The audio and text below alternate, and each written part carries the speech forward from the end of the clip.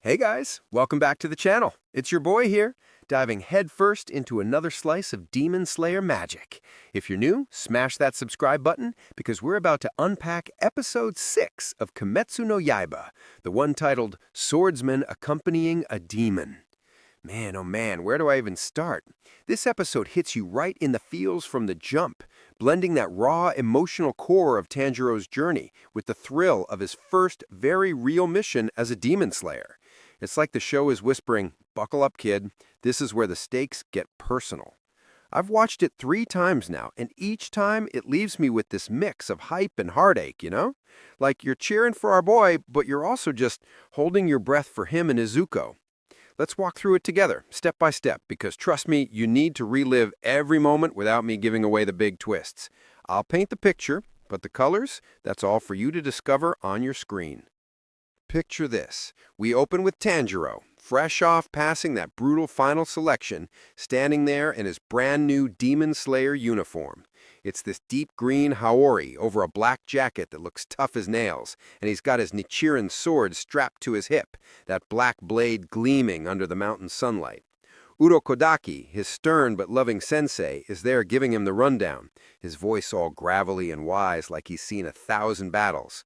He explains how the uniform's woven from this special insect fiber, waterproof, flame retardant, and strong enough to shrug off bites and scratches from your run-of-the-mill demon. It's not invincible, but hey, it's a hell of a start for a kid who's basically winging it with a demon sister on his back.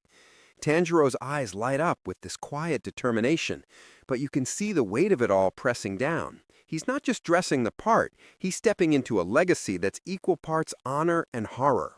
And then, oh man, Nezuko peeks out from her wooden box, that adorable little demon face with the bamboo muzzle, her pink eyes wide and curious. She's been cooped up in there, all shrunken down to kid size to make the carry easier. But in that moment, it's like she's saying, "I'm with you, big bro." Tanjiro's smile? Pure sunshine breaking through storm clouds. It tugs at your heartstrings because, let's be real, after everything they've lost, their family slaughtered, their home reduced to ashes, this tiny act of normalcy feels like a lifeline. Urokodaki warns him about the sword, too. Black Nichiren blades are rare, mysterious, and yeah, there's this old superstition that wielders don't climb the ranks or live long. But Tanjiro, he brushes it off with that unbreakable spirit of his. "I'll turn Nezuko human again, no matter what," he vows. And you believe him. It's that Kamado fire, folks, the kind that makes you root for underdogs like your life depends on it. Cut to Tanjiro hitting the road, box on his back, heading northwest to this sleepy little town where young women have been vanishing like ghosts every night. The animation here, Ufotable, is flexing hard. Those sweeping shots of misty mountains and winding paths, the way the sunlight filters through the leaves, it makes you feel the isolation, the creeping dread. Tanjiro's got his crow, that sassy Kasugai bird, perched nearby, dropping mission deets like it's no big deal. And as he treks, his senses kick in, that superhuman smell of his, picking up on the air, the earth, the faint metallic tang of blood from miles away. It's not just travel, it's a masterclass in how Tanjiro has grown. Remember the fumbling kid from episode 1? Yeah, that's ancient history now. He rolls into town just as dusk falls, the lanterns flickering on like wary eyes. The place is buzzing with fear, folks huddled in doorways whispering about daughters and sisters gone without a trace. Tanjiro checks into this rundown inn, and right off the bat he meets Kazumi, this poor guy who's just lost his fiancée, Sayuri. Kazumi's a wreck, pacing the room, his face etched with that hollow grief you only get when hope's been ripped away. He's ranting about how Sayuri vanished 2 nights ago, how the whole town is in panic mode. And Tanjiro, God, Tanjiro listens. Not like some hero swooping in with platitudes, but really listens, his empathy pouring out like it's second nature. You see flashbacks of Sayuri, sweet, laughing, full of life, and it mirrors Nezuko so perfectly it aches. Kazumi's confusion mounts when Nezuko stirs in the box, that soft thud making him jump, but Tanjiro's calm explanation is gold. He says, "She's my sister," and in that vulnerability, you feel the trust building, fragile as glass. As night deepens, the tension ramps up. Tanjiro's out on the prowl, leaping from rooftop to rooftop with this graceful, almost dance-like fluidity, thanks to all that water-breathing training.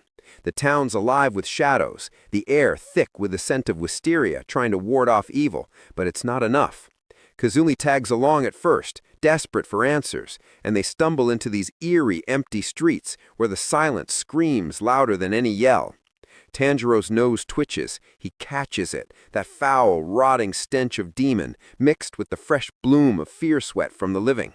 It's close, too close, and his heart pounds in sync with yours. He reassures Kazumi, but you can hear the edge in his voice, that mix of resolve and raw nerves. This isn't practice anymore. This is the hunt, and every creak of floorboards, every rustle in the dark has you leaning into your screen. They track it to an abandoned house on the outskirts, the kind of place that looks like it's been waiting for tragedy.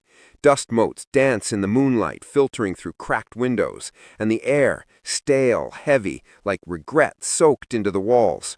Tanjiro draws his sword slow, the black blade humming with unspoken power, and he coaches Kazumi to stay back, to breathe, to trust the process. But emotions run high. Kazumi's breaking, tears streaming as memories flood him, and Tanjiro is right there, steady as a rock, drawing on his own pain to connect. It's these quiet beats that get me every time, you know? In a show full of flashy sword fights and demon roars, it's the human stuff, the shared sorrow, the flicker of hope that sticks. Nezuko's box creaks again, a reminder of what's at stake, and Tanjiro presses on, his breaths measured, water forms flowing through his mind like a mantra. The confrontation builds like a storm, slow at first, then unrelenting. Tanjiro circles, senses sharp as his blade, picking up on every shift in the air, every unnatural shadow that doesn't belong. The demon's presence is this oppressive weight, sly and mocking, toying with them from the gloom. You feel Tanjiro's pulse racing, his focus narrowing to that pinpoint of survival, and when he lunges, oh, it's poetry in motion. The water-breathing style comes alive, forms rippling like actual waves crashing against rock, each strike precise, desperate, fueled by everything he's lost and everything he won't let slip away. Kazumi's frozen, a spectator to this whirlwind of grace and fury, and the house shakes with the intensity of it all. Sparks fly, wood splinters, and Tanjiro's pouring his soul into every swing, his grunts echoing like battle cries from some ancient warrior. But it's not just brute force, it's heart. Midway through the chaos, Tanjiro pauses, yeah, even in the thick of it, to reach out to Kazumi, to pull him from the edge of despair. "We'll find her," he gasps, sweat dripping, uniform torn but holding strong. And Nezuko, she's there in spirit, her muffled sounds from the box like a cheer from the sidelines. The fight twists and turns, the demon adapting, striking back with claws that rake the air, forcing Tanjiro to dodge, weave, counter. It's visceral, the thud of impact, the spray of debris, the way the animation captures every bead of sweat, every strained muscle. You're exhausted just watching, but you can't look away because Tanjiro's not fighting for glory. He's fighting for family, for redemption, for a world where sisters don't have to hide in boxes. As dawn creeps in, painting the sky that soft pink of promise, the dust settles. Tanjiro stands there, chest heaving, sword dripping, and the weight of what just happened crashes over him like a wave. Kazumi's reaction is this gut punch of realization, a mix of awe and lingering ache that leaves you misty-eyed. Tanjiro reflects on Urokodaki's words about the progenitor demon, that ancient evil who started it all 1,000 years ago, the one who might hold the key to Nezuko's cure. It's a thread of hope dangled just out of reach, making you ache for what's next. And as Tanjiro shoulders his box again, ready to move on, you feel it. This kid's not just surviving, he's becoming a legend, one heartbreaking step at a time. Whew, guys, episode 6 is a turning point, isn't it? It wraps you in emotion, pumps you full of adrenaline, and leaves you hungry for more. The voice acting, Tanjiro's earnest cries, Kazumi's broken whispers, it's all so raw. And that soundtrack, those swelling strings during the big moments, chef's kiss. If this is your first watch, pause here, go stream it, and come back and tell me in the comments. Did it hit you as hard as it did me? What's your take on Tanjiro carrying that box? Symbol of burden or badge of love? Drop your thoughts, like if you're Team Nezuko forever, and I'll catch you in the next one where we tackle Episode 7. Stay slaying, friends. Peace out.